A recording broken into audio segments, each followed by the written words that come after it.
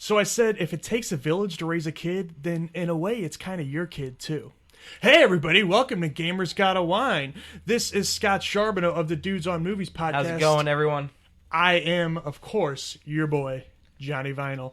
And on this show, what we do is break down a gaming controversy that people are whining about, and then we kind of give our opinions on it. Except for this episode, we're not doing any of that shit. This is a special end-of-the-year episode. We're actually going to end up doing two of these, of our top 5 favorite games of the year. I guess you could say top 10 because he's got 5 and I got 5. But we might have some overlap. Who knows? Maybe. I don't know his list. Maybe our streams will cross. Yeah. Who knows? And just like in the past, exactly. right? Oh, yeah. And in my basement. And note, just to kind of quell any stupid arguments or anything, we did say our favorite games, not best games. Not best. No, favorite we games. didn't play everything. I don't want to play everything. I can't play everything. No, yeah. I mean, no, you can't. Sure, and it's just games we liked. I don't want to quantify what's the best and what's not. This is just stuff that made me happy. Exactly.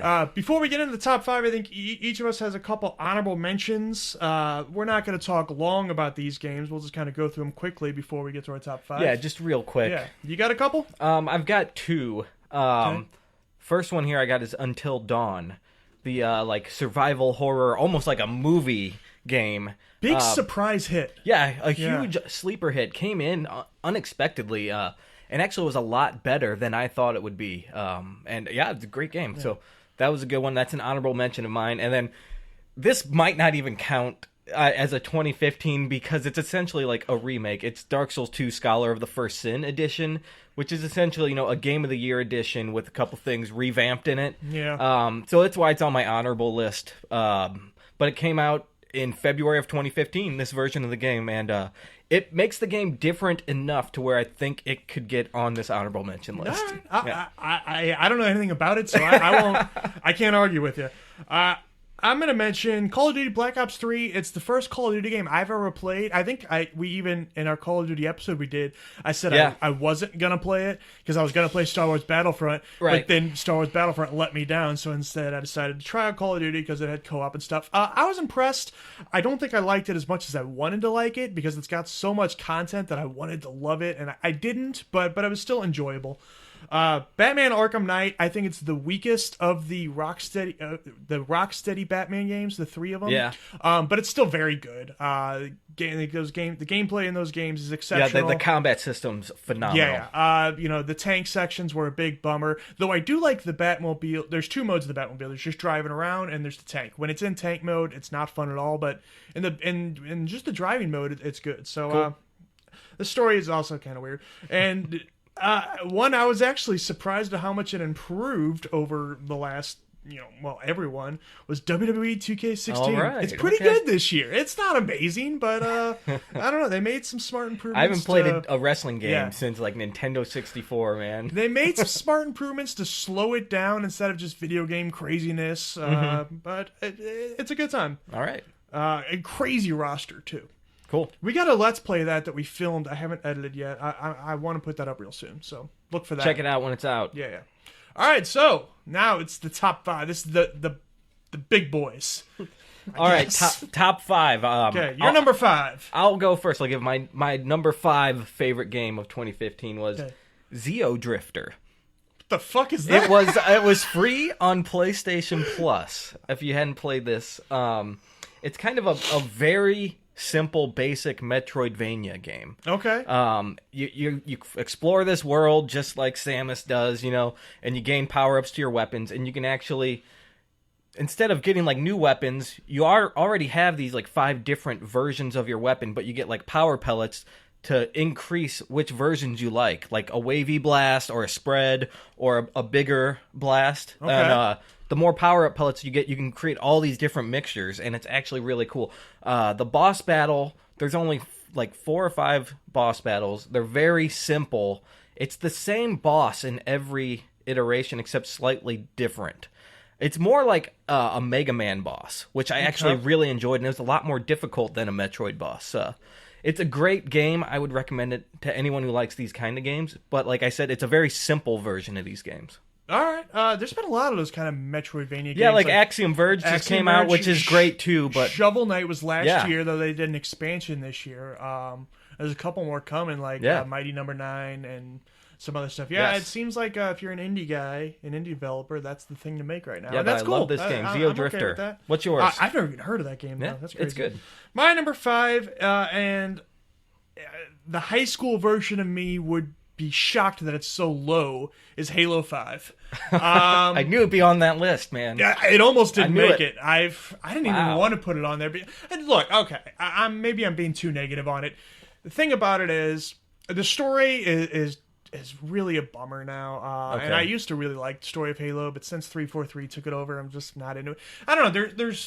There actually is one part of the story, I can't spoil it because it's a huge spoiler, that I think is really cool and does take it in a cool direction, but kind of everything before that is just just kind of lame. They don't really, they kind of, the advertising promised this Spartan versus Spartan conflict, and that really doesn't happen at all. It was kind of just a bold-faced lie. But here's the thing. When you're actually playing the game, actually doing the shooting, there's still no shooter that plays as well as Halo. It is still the best. I think it also maybe the series is the best series of all time at making you feel like you're a badass. Just it is pretty good. Yeah. And I don't know. It just plays really, really well. It's a little bit short, the campaign, and I haven't even touched the multiplayer because that's not really my thing.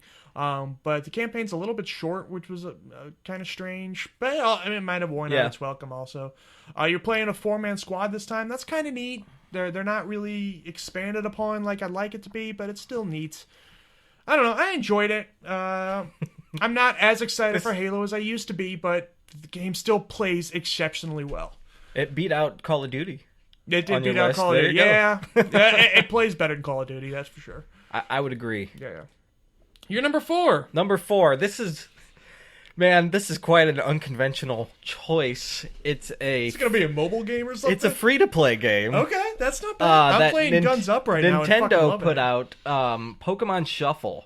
If you played this free-to-play game on the 3DS, it is such an enjoyable game. I haven't downloaded this yet, but I want to. Oh my god! And now they have a mobile version. You can get it on your Android or iPhone, which is amazing. And everyone I know who doesn't have 3DSs, they just play the shit out of it on their phone. And I'm like, dude, I caught that guy way back in the day on my 3DS, so screw you. I might download it right now. It's go ahead. You'll have it installed by the end of the episode, but this is like the best implementation of a free-to-play game I've ever seen.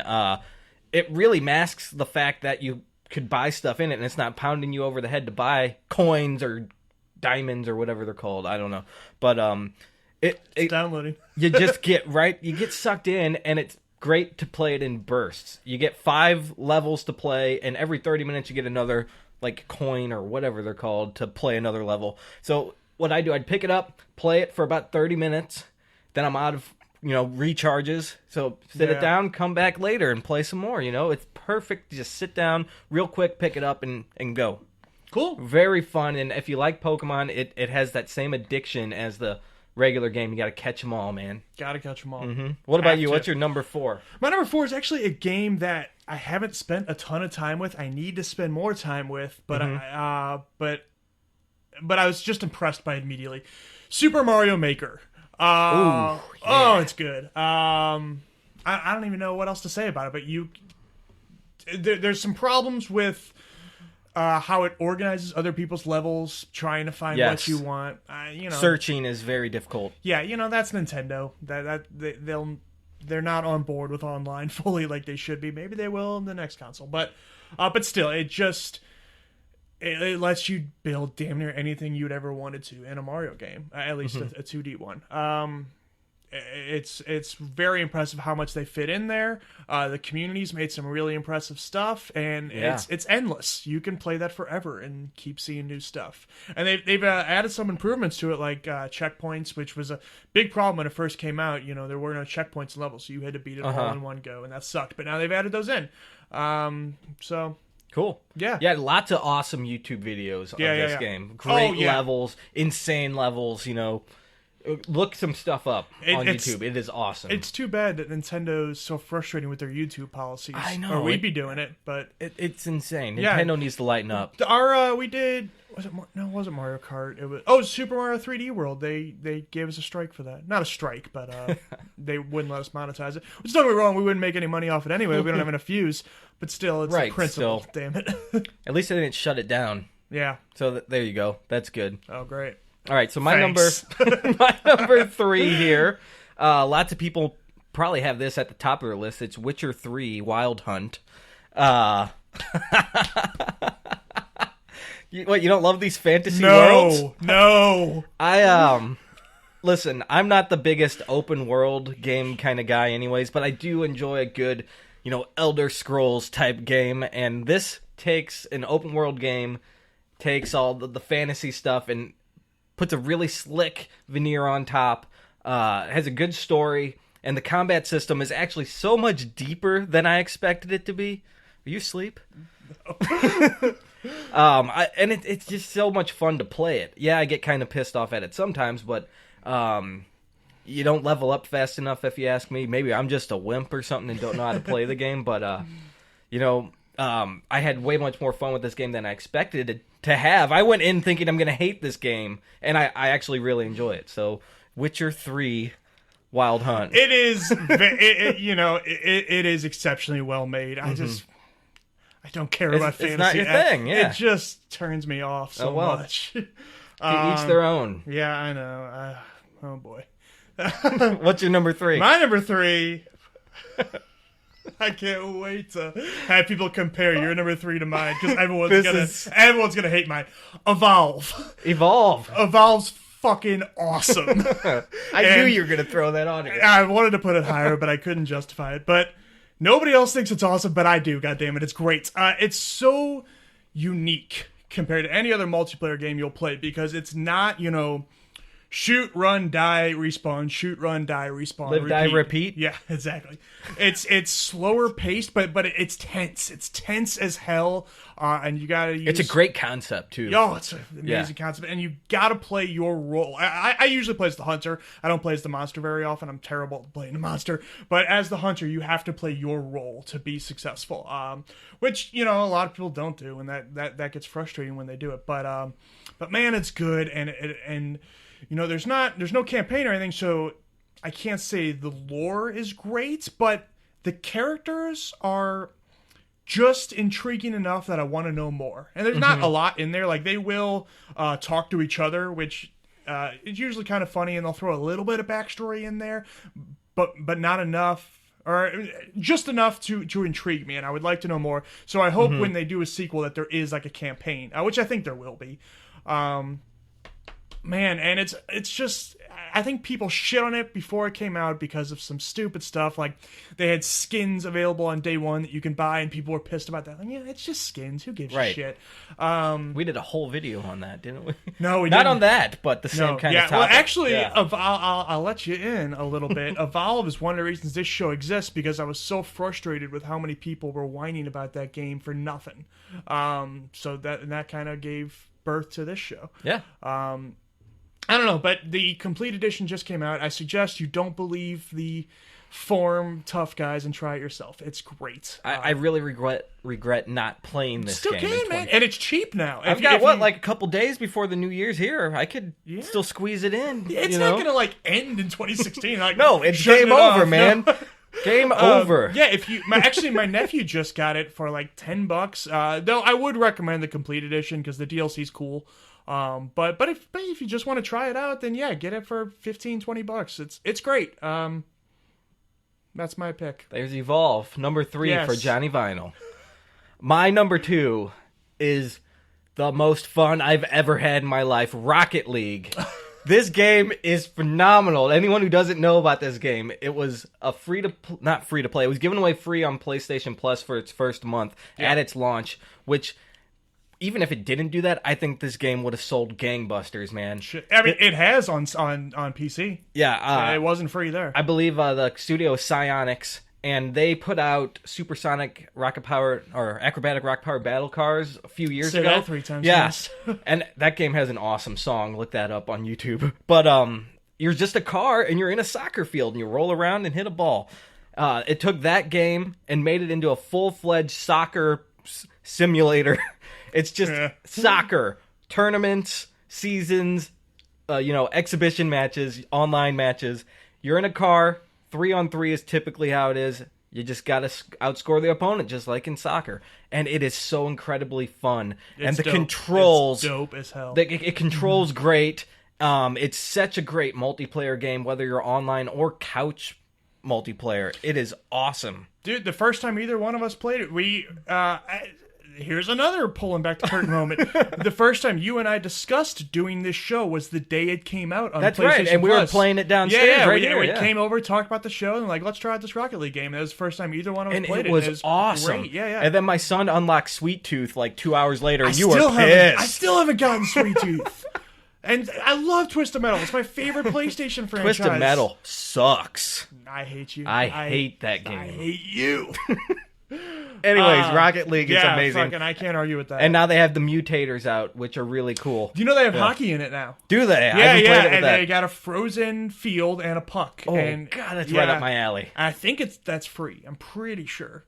Awesome, dude. Yeah, so I haven't tried that yet either, but I know it's out. Yeah, Rocket League's awesome. You should buy that game. It's also coming to Xbox One early next year. Sweet. They're adding, for that version, the Warthog from Halo and a car with the Gears of War logo on it. So cool. So everybody will be able to try it soon. I think everybody already has. It's insanely popular. It is definitely not overrated. I think I read that they've made 10 times their budget on it already. Wow. I might be wrong about that, but I know they've made a shit ton on it. Yeah, wow. Okay. My number 2 is spoiled by my jacket here. Fallout 4. I mean, what else do you say about this game that hasn't been said? It's really good. It's my first Fallout game. I never played Fallout 3. That's not true. I tried it for a little while. I didn't really get into it at the time. I don't know what was wrong with me back then. But other games probably. Yeah. I don't know. I was in a weird headspace at that time in life. But anyway. I do think I have more problems with it than some people on the internet. I am kind of irritated by its glitchiness, and I know it's Bethesda and they're all like that, but that's not really an excuse to me. I also think the UI is pretty terrible, and there's also some stuff that the game doesn't explain. But overall, it's still a shit ton of fun. There's so much to do. I'm 52 hours in, and I'm like, I don't know, nice. probably done like 20% of all there is to do, and that's just what I know about. The companions are all really interesting and cool. I don't know. Some of the leveling up stuff is kind of weird. I almost wish your guy could be more powerful, but I just do more crazy stuff, I guess. But I guess they want to have, not realism, that's not the right word, but some sense of groundedness. I think it feels exactly like Boston does in real life. You mean with the nuclear annihilation? Yeah. It's pretty similar. South Boston. I see some feral ghouls running around. Anyone in South Boston wants me dead now, probably. So. I don't know how much I need to talk about Fallout because you're all already playing it, but it's really good. It's great. I'm gonna get back to it and play even more pretty soon. So that's a pretty good sign. I bought the goddamn jacket. So that's right. I bought a strategy guide for that game. I haven't bought a strategy guide in like 15 years, but there's just so much in there that I did. Nice. Yeah, it's cool. Play Fallout. Sweet. Do you want to guess what my number one game of 2015 it's another thing where I'm gonna bang my head. This is FromSoft's gothic horror masterpiece, Bloodborne. Fantastic game. This game is so fun.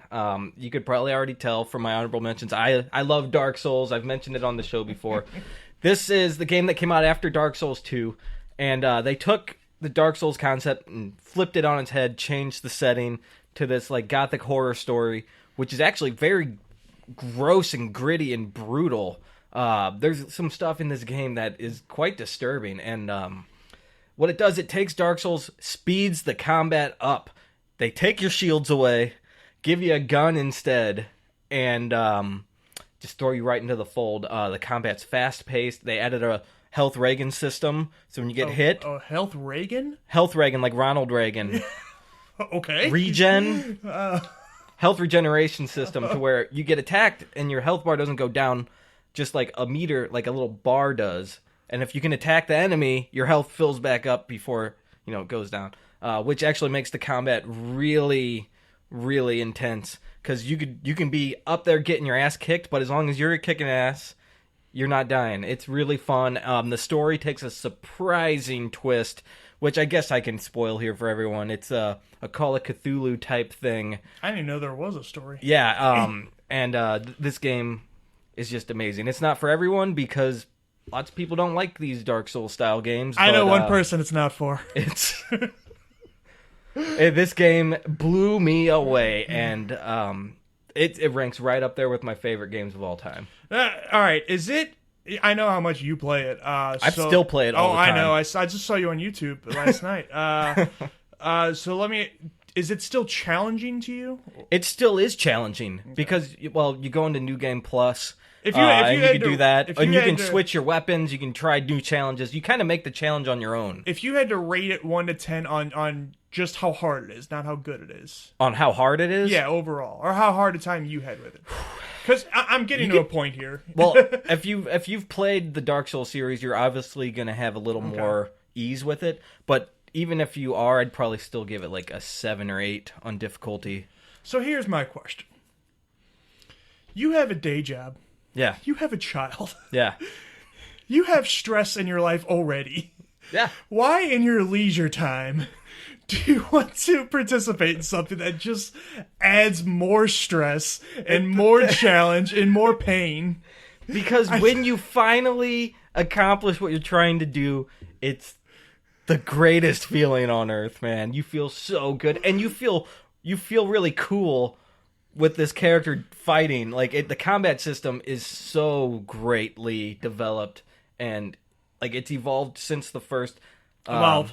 Yeah, it's evolved since Evolve came out, and like it's just so satisfying, the combat, and when you get over that hurdle, you just feel amazing, dude. All right. Mm-hmm. I don't get it, but plus this is probably I played this game more this year than I have any of the other games I've mentioned this year. I know you played it, and you're not alone on that. I hear people rave about Bloodborne all the time. I don't know. Yeah, it's definitely not for everybody. No, definitely. Anyways, not. But yeah, it seems like if you're looking for that kind of thing, it's great. Yeah, I'm just not looking for that kind of thing. My number one, I can't believe these words are going to come out of my mouth. Number one, baby. Because I hate every game in this series except for this one. I'm intrigued here. What is this? Metal Gear Solid 5, The Phantom Pain. Wow. Metal Gear Solid overall is still dumb. The story makes no goddamn sense at all. It's stupid. But this game plays perfectly. Every game, not every game, but a lot of games kind of tell you, hey, we're going to give you missions, but you can tackle them any way you want. It's usually bullshit. They're usually like maybe 2 choices and stuff. Metal Gear truly means you can do whatever you want to get the job done. You can go in gun. There's no penalty for it's essentially a stealth game, but there's no penalty if you just want to go in guns blazing. And I try to go stealthy usually, and I can usually beat about half the mission that way until I eventually get caught, and then I just fucking start blowing people away. And the game doesn't punish me for that. The game's like, hey, good job, man, good on you. Yeah, the earlier versions of Metal Gear were a little more punishing. Yeah. Now they've really fixed that with these later versions. Yeah. And it's still, you won't get the S ranking, but I don't care about that. I know there are people who do, but that's not. If you're in Japan, you probably care about the S ranking, but that's I don't know where else in the world people care about that. Well, stuff. If you want to get all the trophies, but I don't care about trophies. Anyway, but yeah, it's so good and it great description. I know, that's what I had that problem with some of these games too. It's so good.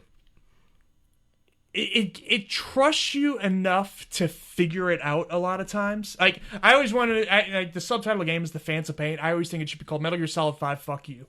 Because, if you screw up, like, there's a mission where you have to capture a general and stuff. And if you he's kind of on one end of the map going to his fortress. And in a lot of games, if he would get to his fortress, well, that'd be the end. You lose. Restart the mission. This one's like, no, you still got to go get him. Now he's just heavily fortified. Fuck you. Figure it out. And you figure it out and you do it. And it's really hard that way, but hey, it's your fault. You took too long. Now you deal with it. And that's awesome. It's so dope. And you gotta and that's the feeling I get with Bloodborne. Yeah, maybe so. But I don't know. I feel like completely different games. Yeah, but that's the same sense I get from that game. When Metal Gear gets hard, it's usually because I screwed something up. Bloodborne's just hard all the time, I think. Well, that's true. Yeah. But you can make it more difficult on yourself if you do stupid shit. Well, Metal Gear there's consequences to your actions. And that is awesome. Yes, and they truly mean it. It very rarely will, unless you just die, it very rarely makes you restart the mission for an objective you failed. Instead, you just have to still figure out how to do it. That was my least favorite thing about the Metal Gear Solid, the Grand Theft Auto franchise. You have to follow a guy in a car for 30 minutes, and then you mess up one thing, you got to start the whole fucking thing over, man. Screw you. Like in this game, and I quit games because of that. In this game, and there are instances very similar. It would say, well, that guy's gone. Now you have to go around and start stealthily choking out soldiers and interrogate them and get that guy's new location. We're not going to tell you where it is. You figure it out. Fuck you. And like, that's so cool. Metal Gear Solid F you. Yeah. You really feel like you're waging a war, a one-man war. Cool. It's awesome. There is a scene at the end, or not the end, I'm sorry, a scene, and it's not even a scene everybody will see, it's like an Easter egg, it's very tough to find, that really bothered me, just because you know me, I'm not a politically correct guy, but there is something really sexist in that game that turned me off for a while, but we're not here to talk about character. That. It has to do with Quiet, but not even just like the fact that she's half naked all the time, that's fine, it's whatever, it's just dumb, but who gives a shit. I don't know. There's something where like she gets really degraded. But anyway, it's terrible. But that's just one scene, and most people will never see it. That's the thing. It's a weird Easter egg that most people will never ever see. It's like hot coffee. Yeah, kind of. But that doesn't take away from just how great the game plays. I can't believe I like a Metal Gear game because Metal Gear's awesome. I'm sorry, Metal Gear fans, but the story's fucking stupid. Anyway, it's very convoluted. Yeah. There's like 14 guys named Snake. Anyway. There are. Yeah. I never got that. Anyway, the timeline's all jumbled around. The timeline's more jumbled around than Star Wars. I don't know. But doesn't matter. Don't ignore the story. Play it for the gameplay. No gameplay's better. Well, hardly any gameplay's better. It's great. Except for Bloodborne.